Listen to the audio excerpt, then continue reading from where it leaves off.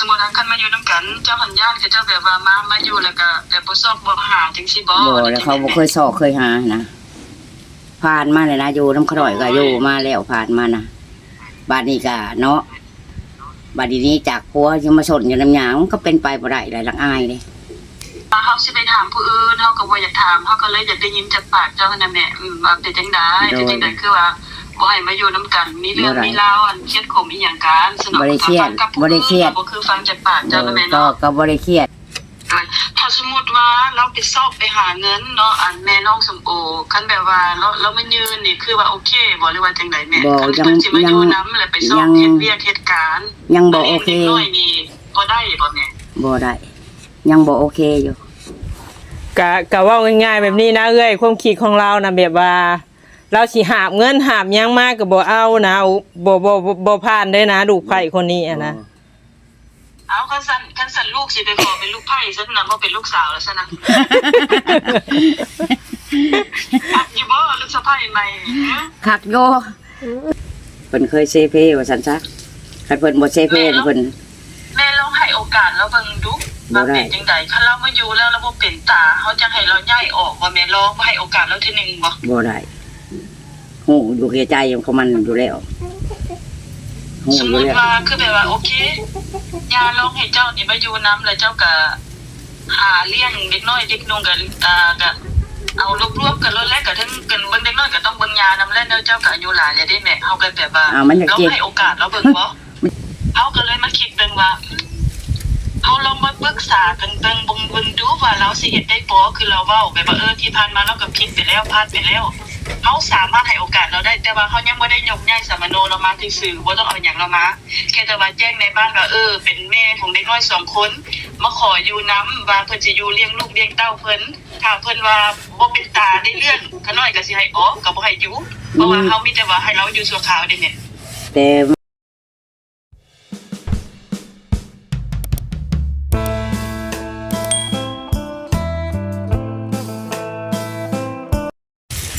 สบายดีและสวัสดีเด้อพ่อแม่พี่น้อง FC ปาดุงเบอร์สุคนก็ยินดีต้อนรับเข้าสู่ช่องสนวนคือ9พ่อพี่น้องเอ้ยเนาะมื้อนี้ก็มีทางเอ้ยใจดีเนาะหรือว่าเอ้ยเพิ่นที่เคยช่วยเหลือทางครอบครัวน้องสมโอและพ่อแม่พี่น้องเอ้ยทางเอ้ยเพิ่นก็สิเข้ามาโอมาล้มหรือว่ามาถามความในใจของทางแม่ย่าเนาะสิเป็นเรื่องอย่างนั้นเดี๋ยวไปรุ่นและก็ไปพังน้ำกันเนาะพี่น้องเนาะเพราะว่าแล้วก็อยากถามจากใจทั้งแม่ย่าเนาะพี่น้องเนาะ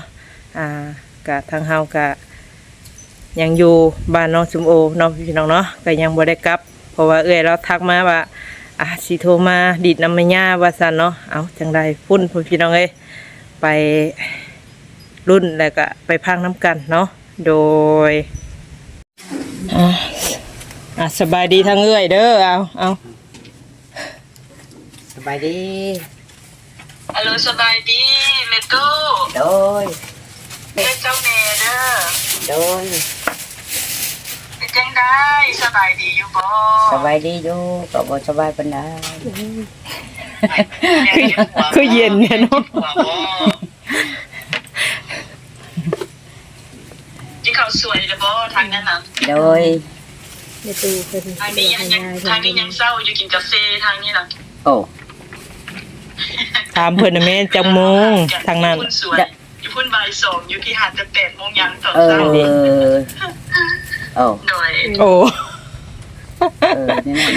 ต่างกันเนาะจังได๋แน่โดยแม่นเวลาห่างกัน6 ชั่วโมงเวลาห่างกันน่ะโดยแม่เอ้ยเฮาน่ะจะถามเจ้าว่าอันเจ้ากับอันนั้นลูกสะใภ้น่ะเป็นจังไดกันแน่จู่เจ้าน่ะแม่เอ้ยเฮาได้จะถามในลูกสะใภ้น่ะนี่เพิ่นน่ะเป็นจังได๋เพิ่นจะให้แม่เครียดแม่ขมอีหยังสนุกลูกไผตัวเด็กน้อยนี่นั่นแหละลูกไผก็นี้แต่จากผัวแต่เฮือนก็มีดินก็มีนี่จากผัวบ่อยากได้ผัวเพราะยังมีผู้บ่าวบัดเอาแม่ได้เห็นซะบ่หรือว่าได้ยินกับเจ้าสาวหรือบริษัทแหละตัวจริงนี่แหละเนาะลูกเขาน้อยก็ยังอยู่ในเฮือนเก่ามันกลัวมันน่ะมันมั่วตัวอันแม่ ว่าเพิ่นเสียนั่นมาอยู่น้ำหาอยู่หากินเลี้ยงเด็กน้อยนี่คือแม่บ่อนุญาตบ่หรือจังได๋ยันบ่หาผ่านมาก็กินนำขน่อยตะกี้ผ่านมาก็ได้ทั้ง3ทั้ง4บลุ่มตื่นเช้ามาบลุ่มมาพามันก็มากินบ่เฮ็ดหยังมีแต่ใส่นี่แหละน้อย โอ้สมมุติว่าคันมาอยู่นำกันเจ้าหันญาติก็เจ้าแบบว่ามาอยู่แล้วก็แบบบ่ซอกบ่หาจังซี่บ่ บ่แล้วเขาบ่เคยสอกเคยหานะผ่านมาเลยนะอยู่น้ำขน่อยก็อยู่มาแล้วผ่านมานะบาดนี้ก็เนาะบาดนี้จากผัวยังมาสนอยู่น้ำหยางก็เป็นไปบ่ได้หลังอายเลยหลังอายศาสตร์ตัวเองโดยเพราะว่าเฮาสิไปถามผู้อื่นเฮาก็บ่อยากถามเฮาก็เลยอยากได้ยินจากปากเจ้านั่นแหละว่าเป็นจังได๋คือว่าบ่ให้มาอยู่นํกันมีเรื่องมีราวอันเครียดขมอีหยังกันสนุกบ่ได้เครียดบ่คือฟังจากปากเจ้านั่นแหละเนาะก็บ่ได้เครียดแหละแต่ว่าเคยผ่านมาแล้วกับเขานี่โดยก็หนึ่งมาเนาะขน้อยโดยแม่ก็ลูกสิฟังโดยขน้อยก็มาก็บ่แม่นมานำลูกสะใภ้เนาะคันขน้อยบ่มาก็ขน้อยก็บ่ได้ร้านก็บ่ได้ขน้อยได้ร้านก็ได้โดยอันนี้เฮาก็เข้าใจแม่โดยแลบัดนี้หั่นคือลูกสะใภ้เขายกมานั่งพระราชวังแล้วมันบ่ได้ผ่านมาก็ขน้อยถูกเด้โดยถูกกุเจาะถูกกุจองหรือยันตะบ่ได้ยันตะบ่ได้อยู่ได้กินผ่านมาเด้ถ้าสมมุติว่าเราไปซอกไปหาเงินเนาะอันแม่น้องสมโอคันแบบว่าเรามายืนนี่คือว่าโอเคบ่หรือว่าจังได๋แม่คันสิมาอยู่นำแล้วไปซอกเฮ็ดเวียกเหตุการณ์ยังบ่โอเคน้อยนี่บ่ได้บ่แม่บ่ได้ยังบ่โอเคอยู่มันหลายๆอยู่ยังบ่โอเคบ่โอเคตอนนี้มาอยู่นำไปเฮ็ดเหตุการณ์มาเลี้ยงเด็กน้อยซอยก็บ่โอเคบ่แม่บ่โอเคกะเว้าง่ายๆแบบนี้นะเอ้ยความคิดของเรานะแบบว่าเราสิหาบเงินหาบหยังมาก็บ่เอานะบ่ผ่านได้นะลูกไผ่คนนี้นะเอาคันสั่นลูกสิไปขอเป็นลูกไผ่ซะนะบ่เป็นลูกสาวแล้วซะนะอยู่บ่ลูกสะใภ้ใหม่คักโยไปเก่าก็คักโยแต่ว่าบ่คักแนวนึงไอ้น้อยเด้ไอ้น้อยบ่ได้ไปแต่งเอาอันพ่อสมโอเด้โอ้ยบ่หยอกแม่ย่าให้เราหวนเนี่ยเนาะโดยสรุปแล้วก็คือแบบบ่ให้เพิ่นมาอยู่นำแล้วก็บ่ให้มาอยู่นำเด็กน้อยแม่นบ่แม่เอ้ยโดยจะน้อยเพิ่นสิพาเซเพเพิ่นเคยเซเพว่าซั่นซะคันเพิ่นบ่เซเพเพิ่นแม่ลองให้โอกาสเราเบิ่งดูว่าเป็นจังได๋คันเรามาอยู่แล้วเราบ่เป็นตาเฮาจะให้เราย้ายออกว่าแม่ลองบ่ให้โอกาสเราทีนึงบ่ได้ฮู้อยู่ในใจของมันอยู่แล้วสมมุติว่าคือแบบว่าโอเคย่าลองให้เจ้านี่มาอยู่นำแล้วเจ้าก็หาเลี้ยงเด็กน้อยเด็กนุ่งก็เอารวบๆกันแล้วก็ถึงกันเบิ่งเด็กน้อยก็ต้องเบิ่งยานำแล้วเจ้าก็อายุหลายแล้วได้แม่เฮาก็แบบว่าเราให้โอกาสเราเบิ่งบ่มันจะกินน้ำยาที่หลายกว่าผ่านมาก็ไม่จะกินน้ำยาโดยถ้าสมมุติว่าเรามาอยู่แล้วเราบ่ได้เรื่องเฮาจังว่าจังซี่แหละมันบ่ได้เรื่องมาเลยนะเพิ่นก็ลงกับย่าก็บ่ค่อยโอเคแต่ว่าฟังลองเฮ็ดเบิ่งว่าตัวสิเปลี่ยนได้คือตัวเว้าบ่ตัวสิหาอยู่หากินเลี้ยงลูกเลี้ยงอันแม่ได้บ่ถ้าตัวเฮ็ดบ่ได้ก็ตัวต้องได้ย้ายออกไปเพราะว่าตัวบ่รักษาสัญญาตัวเฮ็ดบ่ได้ก็สิตัวต้องอาศัยตัวนี้อันนี้เฮาแบบว่าแม่เพราะว่าเฮาเบิ่งคลิปในหลายคน FC บ่ผู้ใหญ่หลายคนเพิ่นก็เบิ่งทั่วโลกเนาะเพิ่นสิว่าแม่หันเป็นคนแบบว่าเฮาว่าจังได๋ดีเนาะสิว่าจังได๋เป็นคนที่แบบว่ายอมหักแต่บ่ยอมงอแต่แบบว่าเขาเจ้าผู้ใหญ่หลายคนเพิ่นก็สิแบบอยากใจให้นะแม่เข้าใจบ่ลูกก็บ่ฮู้จักสิอธิบายจังได๋สินะเพิ่นก็สิแบบว่าอยากมีความสั่งแม่จังซี่นะเอาลูกก็เอาตรงๆเนี่ยจักสิว่าจังได๋เนาะแม่เนาะแบบว่า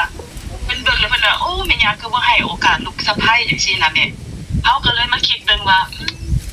เอาลองมาปรึกษากันเบิ่งดูว่าเราสิเฮ็ดได้บ่คือเราเว้าแบบว่าที่ผ่านมาเราก็ผิดไปแล้วพลาดไปแล้วเฮาสามารถให้โอกาสเราได้แต่ว่าเฮายังบ่ได้ยกย้ายสมโนเรามาซื่อๆบ่ต้องเอาหยังเรามาแค่แต่ว่าแจ้งในบ้านว่าเป็นแม่ของเด็กน้อย2คนมาขออยู่นำว่าเพิ่นสิอยู่เลี้ยงลูกเลี้ยงเต้าเพิ่นถ้าเพิ่นว่าบ่เป็นตาได้เรื่องขาน้อยก็สิให้ออกก็บ่ให้อยู่เพราะว่าเฮามีแต่ว่าให้เราอยู่ชั่วคราวได้แม่แต่มันตะกี้มันก็ฮุบมาอยู่นำเฮาบ่ฮับบ่เอาแต่ผัวติดคุกตะกี้ก็ได้บ่เอาบ่ฮับเฮือนเขามีเลย โดย เพื่อนเขาก็มี ลูเข้าใจแต่ว่าลูกอาจจะให้แม่ให้โอกาสเรานี่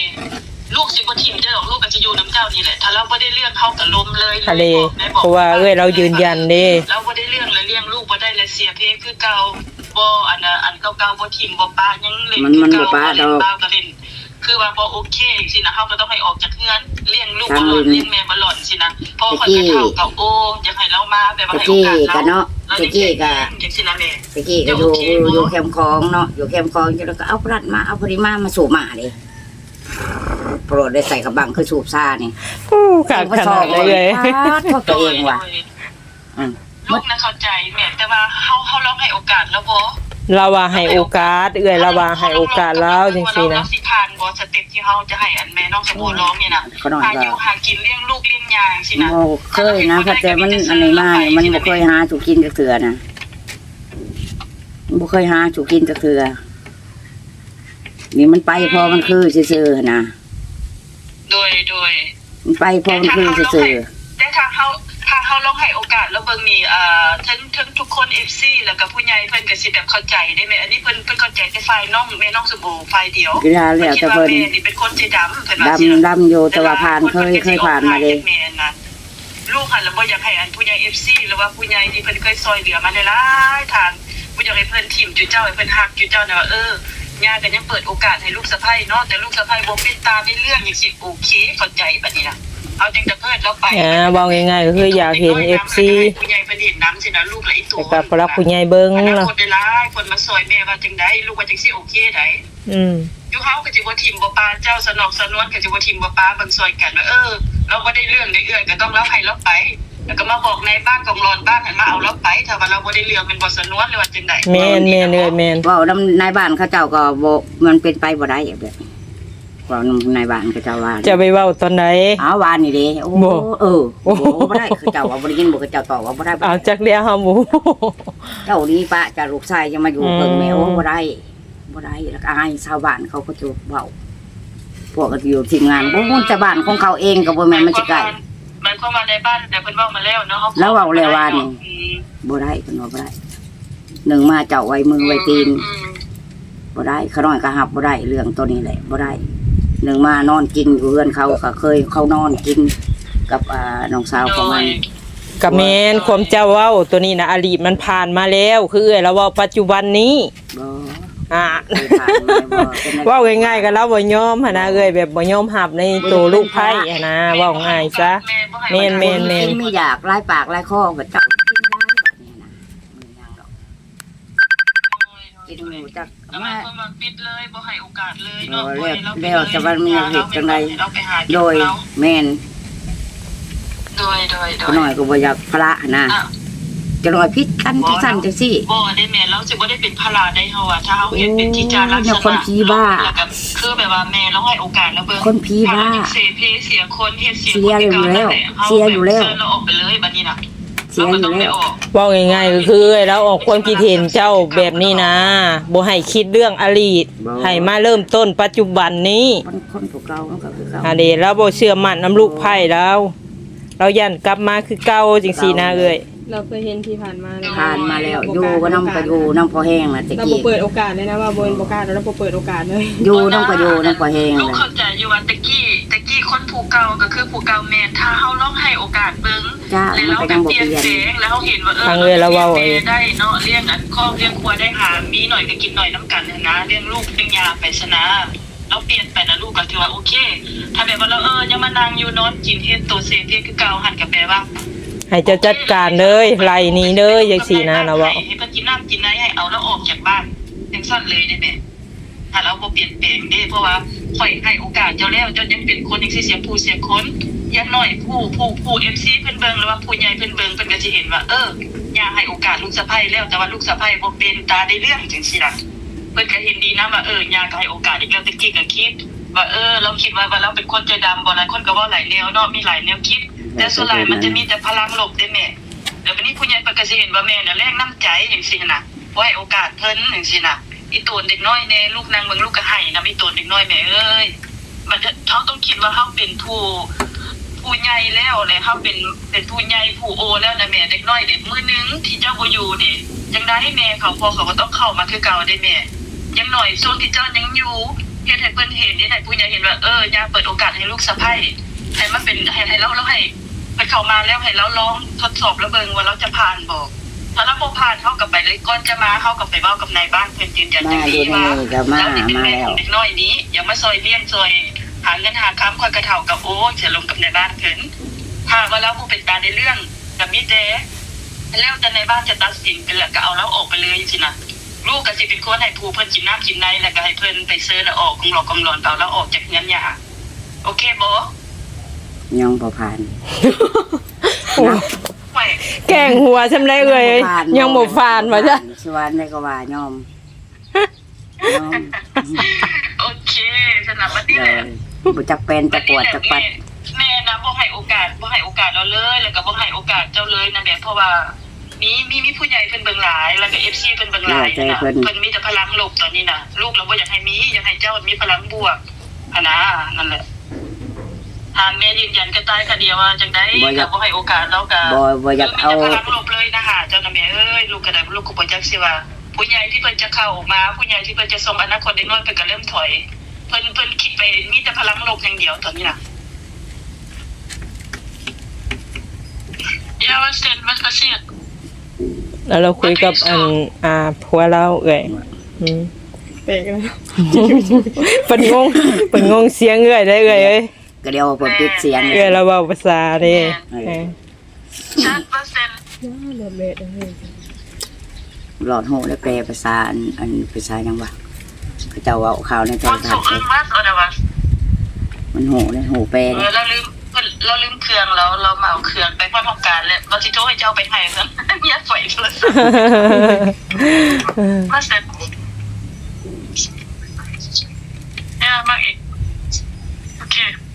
โดยตัวเฮาบัดนี้ โตยาว ยาว เอายาวไม่ยาว่าจังไดเดี๋ยวใดก็เล็ดขาดเด้อเนาะกับลูกไผ่นี่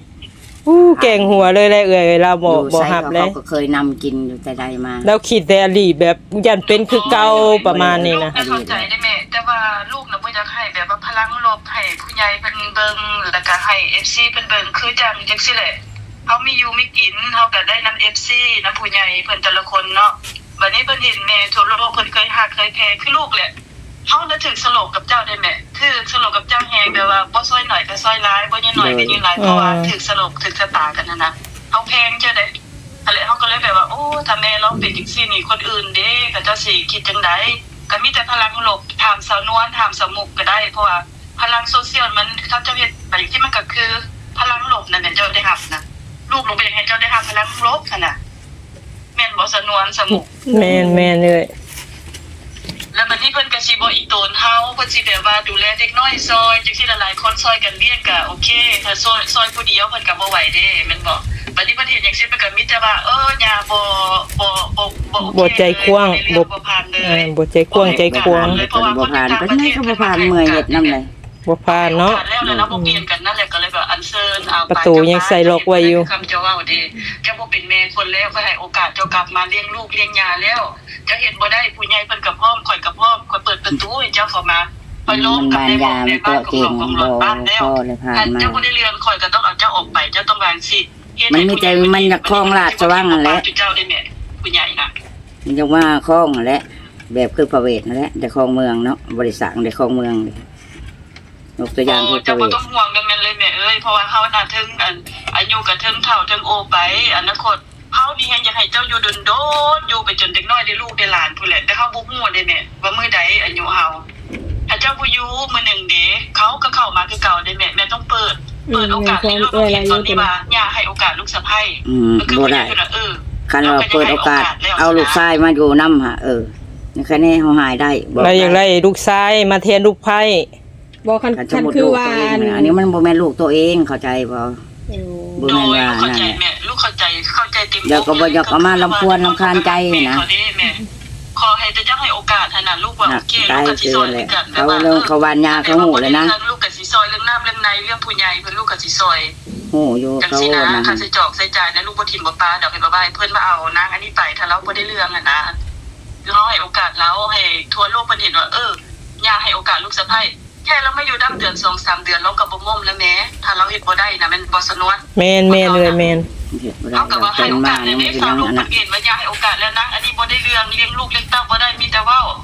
ยาเว้ามานี่แม่นแล้วโอเคก็ให้เราไปเรื่องของอนาคตก็ปล่อยเป็นอนาคต ปล่อยเราไป อยู่สิยังก็ให้ลูกชายข่อยเลี้ยงลูกเต้าเลี้ยง คนเขามาอยู่แล้วมันนั่นแหละมันก็บ่จะออก จังไดมันน่ะต้องได้ออกแม่เพราะว่าเราบ่มีใบอยู่แล้วก็เราเฮ็ดบ่ถูกต้องแล้วยังเสเพเลี้ยงลูกเลี้ยงเต้าบ่ได้จังไดเราก็ต้องออก จะน้อยจะนำผ้าเนาะจะน้อยจะนำผ้าเอายาหมอกยาหมามาสู่กันสู่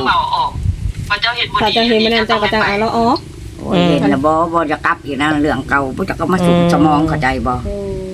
บ่อยากมันยุ่งสมองเจ็บสมองหลายเลย บ่ไงก็บ่อยากแก้ปัญหาบ่อยากวุ่นวาย สอบ นะ ก็ยังบ่พอบ่อยากวุ่นวายอยากอยู่แต่ลูกก็แต่ ว่าง่ายๆความคิดของย่านี่แบบว่ายันเกิดขึ้นคือเก่าหั่นนะเอ้ยปฏิเสธอย่างเดียวหั่นนะ มันต้องมีอยู่แล้วแต่เอ้ยน้องเขาเองยังบ่ถือกันน่ะนะจะน้องก็ว่าง่ายสั้นสิมันเคยผ่านมาแล้วนะอันนี้ โดย แต่มันมีเรื่องของมันโดย ท่านแม่ย่าว่าบ่ให้โอกาสเราแล้วก็เฮาก็มีแต่ปล่อยเราไปเนาะ โดยปล่อยไป เอาตามนั้นเอาที่แม่ย่าสบาย โด ใจ ย เนาะ โดย เอา โดย โอเคเด้อจังได๋ก็รักษาสุขภาพด้วยเจ้าน่ะ โดย และเจ้าของ โดย ลูกก็สิเจาะเบิ่งห่วงห่างๆ โดยโดย ที่ฮอดคือเก่า ก็น้อยก็ขึ้นฮอดคือเก่า จบยามนี่ดอก โดย โอเคบ๊าย โด บาย บ๊ายบาย โอเคสบายดีเอ้ยสบายดีโดยเอาเบิดเลยเนาะ เลยบ๊ายบาย สิเว้าในไหนก็บ่เอา มันจะบ่ โอ้ยโพด อยู่2จุดนะอยู่ไสเขาก็นั่งกินเขานอนเขาบ่เฮ็ดหยังเขาปัญหาเป็นบ่ล่ะบัดไอ้น้อยใช่แต่มาอยู่ในนี่ 3-4 มื้อของหันก็ยังเขา3บวชเต็มติบอันนี้บ่คุมเพลง เรากินหลายบ่ กินหลาย กินหลายเลยแบบว่ามันจืดยาจืดหยังแหละเราก็กินหลายเนาะตะกี้นะ 3 โมงเนาะลูกแล้วเนี่ยเขาพากันเฮ็ดกินกันบลึมเติมต่ำบลึมเติมต่ำแล้วมันเฮ็ดกินนะบัด กินหลายแต่เขาจงบ่พอกินเปิงในยังว่ามีเขาเนาะหลายเด้ทั้งของกินทั้งเขาทั้งยังบัดนี้เขาก็คุ แล้วเว้าจังซี่แบบว่าให้โอกาสเราถ้าเราบ่ดีเนาะเราก็แบบว่าให้แจ้งในบ้านจังซี่นะจับเราไปนะเนาะไปสั่งไปสอน เขาก็บ่นั่นดอก บอกง่ายๆก็คือว่าแหละทำให้ยาเราบ่เปิดโอกาสให้ลูกไผ คือเราเห็นที่ผ่านมาเนี่ยอายุเรากะลาเนี่ยเราบ่อยาก ปวดหัว อีกนะแบบว่าแบบบ่มีก็อยู่งบ แม่ หน้าไป แต่ว่า น้ำค บ่ น แม่นเว้า เต็ อั ง นนั้น นั่น เนาะ ก็แล้ว คือเมนูนี่คือขน้อยเนาะ อ่า ลูกขน้อยก็มีเขาก็บ่ได้มายุ่งเกี่ยวอยากมาโยนเจ้าได้สั่นๆจังซี่เขาก็ยังบ่ได้มายุ่งเกี่ยว เขายังให้แม่สบายใจอันน่ะเขาบ่ได้ยุ่งเกี่ยวอะไรเฮ้ยถ้าเป็นหยังมาคนอื่นผู้เล่นมา หน่อยบริวนไว้มีแต่อยากไปจะเบิ่งลูกที่ซื้อมือนะลูกอยู่ฉันสบายใจ ก็เข้าใจอยู่แล้วเนาะตัวนี้ก็แบบคือเว้าหั่นแหละพี่น้องเอ้ยเนาะเอาก็จักสิว่าแนวใดเนาะ ไล่ เพราะว่าปัญหาครอบครัวมันก็ ไล่เอาตำรวจไล่เอาหางกับพ่อเฮงนะเอาของหลักมาอยู่เพื่อนแคมคอง ทั้งครึ่งนี่ก็เพื่อนในมันใช่เนาะทั้งลุงก็แม่นเพื่อนเขาหน่อยลูกก็ไปอีกกันเขาอยู่ต่างหากด้วยปะ โดย ก็คือเก่าหั่นแหละยังรักหลาน โอเคดูเรื่องโอเคพี่น้อง FC ปา จ ลุ บบ่ดีเนาะเรื่องลูกไผกับแม่ย่า โดย เพราะว่าเบิดแล้ว ไป บาด ก็ นี้ เว้าหลายคนอยู่มันบ่คือ มันบ่คือ แล้วหี12ของ14เพิ่นมันก็บ่ถืออีกแบบนี้นะ ให้เราแต่งคันหาคันเป็ดมาบ่ ยังก็บ่เอานะบ่จักหน้าเลี้ยงบ่จักนึ่งข้าวใช้แต่งพระข้าวให้กินนะเดี๋ยวนี้ฮะ โอ้ สมมุติเพิ่นแต่งเพิ่นเลยค่ะ โอ้ยสิแต่งในจังน้ำดิโอ้ย นี่เลยเราก็บ่เชื่อนะจมูกเอ้ยเว้าแนวใดกัน ผ่านมานี่ลูกเป็นใหญ่บ่เสือสิแต่งก็บ่เสือ เอาถ้าสมมุติว่าแม่บ่อยู่ค่ะว่าบ่เรามาแต่ว่าเราไม่เยี่ยมมาหามาแวะมาดิดมาหัวลูกเต้าก็มาเรื่อยก็บ่เป็นหยังบ่ บ่แล้วรำคาญนี่ โอ้ รำคาญลูก ได้ เต่า มาเรื่อยก็รำคาญอยู่ รำ ได้ คาญลูกเต่าได้จ้ะ ผู้ว่า โอ้ อ้าวเมย์กับลูกเขาเจ้าก็ได้ เขาก็ดูกิน พัดภาคจากกันเนาะ จักสิพากไปยังตะกี้ยังหายไปได้พาไปเยี่ยม อันนั้นมัน ตามข่าว อันนั้นมันแบบคิดมืดไปเบิดแล้วตัวนั้นน่ะร้านนั้นน่ะตอนนี้เราหังก็เริ่มสว่างก็มีมันก็บ่ฮู้ตัวเอ้ยเนาะบางคนมันก็เฮ็ดผิดมันก็มืดไปเบิดแล้วมันจึงเฮ็ดชั่วได้เด้ ขนาดติดคุกแต่ว่า บ่เป็นฮอดปีบ่หรือจังไดยังออกมายังคือเก่าอยู่ปากนี่เนาะ รับได้แต่ว่าจิตใจของเขาอะนะ อืม บ่ผ่าน ก็บ่เป็นหยัง ว่า พี่น้อง บ่ เอ้า ผ่าน บ่ผ่านก็บ่ผ่านเนาะ ำกัน FC ก็ขอโทษพ่อแม่พี่น้องเนาะพ่อแม่FC ผู้รักผู้ใหญ่หั่นแหละเนาะขอโทษขออภัยพี่น้องเอ้ยก็คือแม่ย่าเรานี่บ่รับบ่ได้เนาะเรื่องลูกไผ่ก็คือแบบ มันหลายอันหลายอย่างเลย ทั้งเอ้ยแล้วก็มาโอมาลมเพื่อว่าทางแม่ย่าเปิดใจกว้างเนาะรับลูกไผ่มาอยู่นํประมาณนี้ฮะ ทำแล้วเอายังมาราชนีเข้ามา บ่ ลักษณี เสน่ห์อักลีแต่ว่าเรามีเสน่ห์ ราชนี โอ้ลัษณี ลักษณีในลักษณี กะลีบ้านกะลีเมืองอย่างที่บ่ความหมายโอ้ยเนาะ ผ่านมาเลยนะ เอา เพราะว่า โอเคซะ ครอบครัวเพิ่น มีแต่ว่าพักพร โดยพัก บ่มีหยังซะเนาะ สมองเด้อ บ่ต้องคิดหลาย โดยก็เขาบ่คิด ปล่อยบ้าง ปล่อยว่าง ดีแล้วเนาะเอาบ่อยากว่าได้ย่าแม่ย่าเราคิดหลายแล้วเนาะจะปากแล้วว่าบ่คิดใจเราคิดจุกประจำ อ่อนนี่โอ้ยขอโทษขออภัยหลายๆตัวนี้ผ่านมาแล้ว อืม โอ้หับบ่ได้ดีตัว บ่ นี้ ได้อดีตัวนี้ อืม จะน้อยบัดเนาะไปหันไปนี่จะน้อยบัดมีผู้บ่าวเนาะมีผู้ชายเนาะมานั่นน่ะนี่เพราะว่าเอื้อนเนาะบัดสงบเลยบาดนี้ อืม เข้ามาปิตูอัดตูอยู่ในกระดาษ เดี๋ยวแยกคนเข้าคนออกคนนอกคนในคนบ่ฮู้บ่จัก คมแนวมัน อืม เปื่อยๆมันจังซั่น เอาจังไดเฮากลับป้าเด้อซะเด้อบัดนี้เด้อ สบาย ส ดี บาย โดยเอาพี่น้องเอ้ยเนาะก็ทางเอ้ยแล้วก็มาถามเนาะด้วยจากใจหรือว่าถามความคิดเห็นทางแม่ย่าเนาะว่าสิรับลูกไผได้บ่ประมาณนี้เนาะทางเอ้ยเราก็อยากฮู้เพราะว่าออกในคลิปได้หยังก็เนาะคือว่าหลายคู่หลายคนก็หลายปากหลายคอคือว่าอะไรมันก็สิ